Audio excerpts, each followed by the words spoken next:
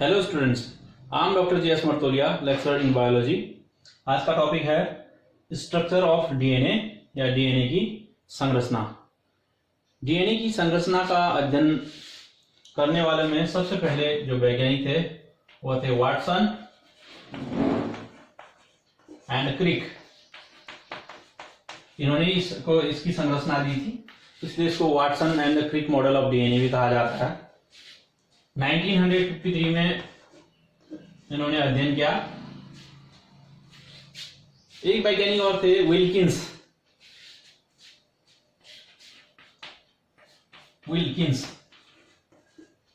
इन्होंने भी अध्ययन किया डीएनए के स्ट्रक्चर का।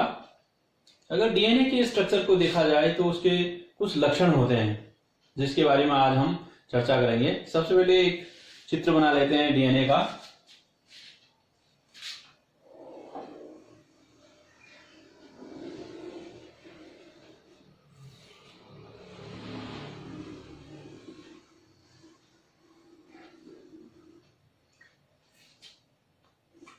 डीएनए का जो सूत्र होता है डबल स्ट्रैंडेड होता है, द्विरज्जुकी, दो सूत्र इसमें होते हैं और ये क्लॉकवाइज रोटेटेड है। ये एक्चुअली जो चित्र हम बना रहे हैं बी डीएनए का चित्र बना रहे हैं। बी डीएनए, एक तो बी डीएनए होता है और इसमें जो ये सूत्र होता है वो इस प्रकार के राइट हैंडेड यानी कि दक्षिणावर्त घुमा होता है। दक्षिणावर्त राइट हैंडेड घुमा होता है। एक डीएनए और होता है, उसको कहते हैं जेड डीएनए। इसको हम बाद में स्टडी करेंगे। और इसमें जो रोटेशन होता है वो लेफ्ट हैंडेड होता है, यानी कि एंटी क्लॉकवाइज इसमें सूत्र इसका घुमा होता है। इसके बारे में फिर पढ़ेंगे हम। तो ये जो सूत्र है डबल हेलिक्स आप देख रहे हैं, इसकी खास बात यह है कि एक तो ये एंटी पैरेलल होते हैं। एक होता है एंटी पैरेलल, देखिए क्या एंटी पैरेलल। अब एंटी पैरेलल का क्या मतलब है? मतलब एक का सिरा अगर इधर है तो दूसरे का इधर होगा। पैरेलल तो होंगे, ये प्रति समानांतर होंगे। अब इसका क्या अर्थ है? मान लीजिए अगर ये 3' यानी कि तीसरे कार्बन का परमाणु अगर यहाँ पे 3', यहाँ 5' अगर ये है तो इसके सामने जो होगा एक 5' और 3' ये होगा। अब इसको समझते हैं ये क्या है। 3', 5' का क्या मतलब है? आपको याद होगा, आपको शुगर का स्ट्रक्चर हमने बनाया था। पेंटोज शुगर पाया जाता है डीएनए में। ये जो पेंटोज शुगर का स्ट्रक्चर है, अगर आईयूपीएसी जो नामकरण है उसके अनुसार काउंटिंग किया जाए कार्बन परमाणु का, तो पहला कार्बन परमाणु यहां पर होता है एक, दूसरा कार्बन परमाणु यहां पर होता है, तीसरा कार्बन परमाणु यहां पर होता है, चौथा इस पॉइंट पे होता है और पांचवा इस पॉइंट पे होता है। ठीक है। अब प्रत्येक न्यूक्लियोटाइड में एक जो पेंटोज शुगर होता है, तो अगला जो पेंटोज शुगर है यहां पर होता है। देखिए अगला पेंटोज शुगर है, ये कैसे जुड़ा है? ये जुड़ा होता है, ये है फॉस्फेट। ठीक है, ये इससे जुड़ा है और ये जुड़ा होता है थर्ड कार्बन से, यानी कि इसका भी देखो 1 2 3, यहां पर 4 और ये 5। उसी प्रकार अगला जो न्यूक्लियोटाइड जुड़ा होगा उसको अगर आप देखेंगे तो ये इस प्रकार जुड़ा होगा। इस प्रकार 1 2 3 4 और 5, पांचवा कार्बन यहां पे है। तो ये जो सूत्र आप देख रहे हैं, एक तरफ तो ये तीसरा सिरा खुला है वाला, ये दूसरी तरफ जो लास्ट सिरा इसका होगा वो पांचवा, यानी कि पांचवा जो कार्बन एटम है ये वाला सिरा खुला होगा। तो इसको कहते हैं हम ये 3' यानी कि तीसरा सिरा, कार्बन परमाणु तीसरे नंबर का है, यहां पांचवा है। तो डीएनए के सूत्र जो आप देखेंगे 3' to 5' डायरेक्शन है। तो पैरेलल का मतलब ये हुआ कि एक सूत्र ये है, दूसरा सूत्र इधर आएगा, लेकिन उसका डायरेक्शन क्या होगा, 3 वाला सिरा यहां पर होगा और 5 वाला यहां होगा। ये हो गया एंटी पैरेलल।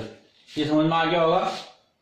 तो डीएनए की खास बात ये होती है डबल हेलिक्स की, एक तो एंटी पैरेलल होते हैं, दूसरा होते हैं कॉम्प्लीमेंट्री। कॉम्प्लीमेंट्री क्या होता है, एंटी पैरेलल, कॉम्प्लीमेंट्री या अनुपूरक।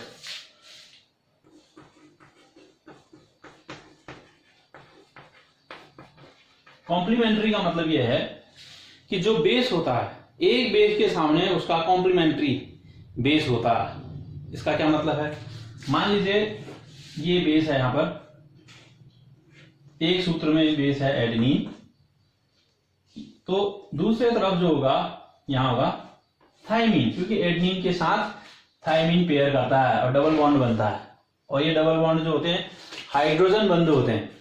उसी प्रकार यहां पर अगर ग्वानिन है तो ये ट्रिपल बॉन्ड बनाएगा, और इधर क्या होगा, यहां पर होगा साइटोसिन। उसी प्रकार अगर यहां पर साइटोसिन है तो यहां पर ग्वानिन होगा, और यहां पर अगर थाइमिन है तो यहां पर एडेनिन होगा। ये इसका मतलब है कॉम्प्लीमेंट्री, यानी अनुपूरक होंगे। तो इसके लक्षण है। अब पूरे स्ट्रक्चर को अब देखते हैं। इसमें पहले पूरा चित्र बना लेते हैं। 1 2 3 4, 5वां यहां पर है। 1 2 3 4, 5वां यहां पर है। 1 2 3 और 4। तो एक पिच का मतलब है एक टर्न। अगर हम यहां से शुरू करें, एक पिच यहां पर इसका पूरा होता है, तो ये होता है, इसकी लंबाई है 34 एंगस्ट्रॉम, और आपको पता होगा कि एक एंगस्ट्रॉम बराबर होता है 10 टू द पावर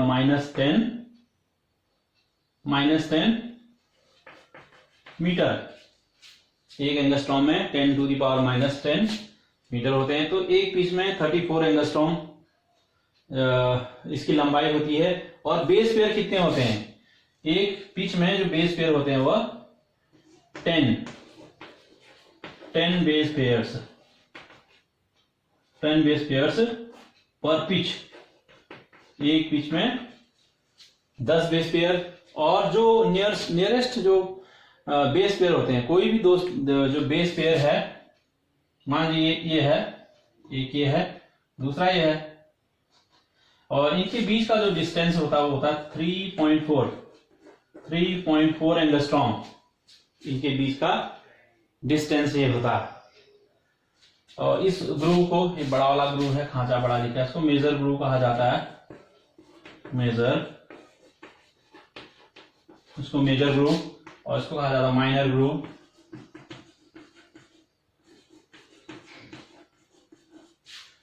इसको कहा जाता है माइनर ग्रूव।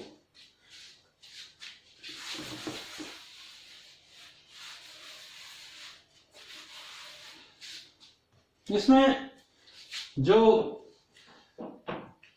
बॉन्डिंग होती है वो हमेशा एडेनिन और थाइमिन के बीच डबल बॉन्ड होता है, और ग्वानिन और साइटोसिन के बीच ट्रिपल बॉन्ड होता है। एडेनिन की मात्रा हमेशा ग्वानिन की मात्रा के बराबर होती है। पूरे डीएनए को निकालेंगे, जितनी मात्रा एडेनिन की होगी उतनी थाइमिन की होगी, और उसी प्रकार ग्वानिन और साइटोसिन की मात्रा हमेशा बराबर होती है। लेकिन एडेनिन, ये जो एडेनिन है, ग्वानिन के बराबर हो, एडेनिन ग्वानिन के बराबर इसकी मात्रा हो, यह जरूरी नहीं है। ठीक है। और उसी प्रकार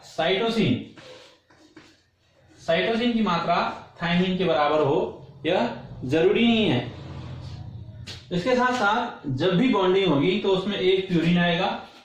हमेशा प्यूरिन का बॉन्डिंग होगा पिरिमिडीन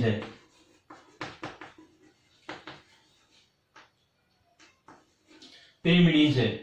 इसका मतलब ये हुआ कि प्यूरिन और प्यूरिन दोनों का भी बॉन्ड नहीं बना सकते, यानी कि एडेनिन और जो ग्वानिन है इनके बीच बॉन्डिंग नहीं बन सकती, ठीक है। उसी प्रकार थायमिन और साइटोसिन के बीच बॉन्डिंग कभी भी नहीं बनेगी, ये बात आपको ध्यान में रखनी है। तो ये कुछ महत्वपूर्ण बातें हैं। अगर इसका अब व्यास अगर आप देखेंगे तो ये होता है 20 एंगस्ट्रॉम, 20 एंगस्ट्रॉम इसका व्यास होता है।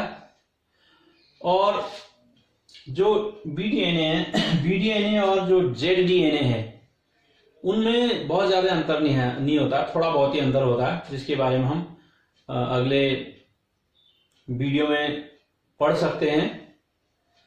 तो इस वीडियो के लिए इतना ही है, मेरा नेक्स्ट वीडियो भी देखेगा। Thank you very much for watching this video.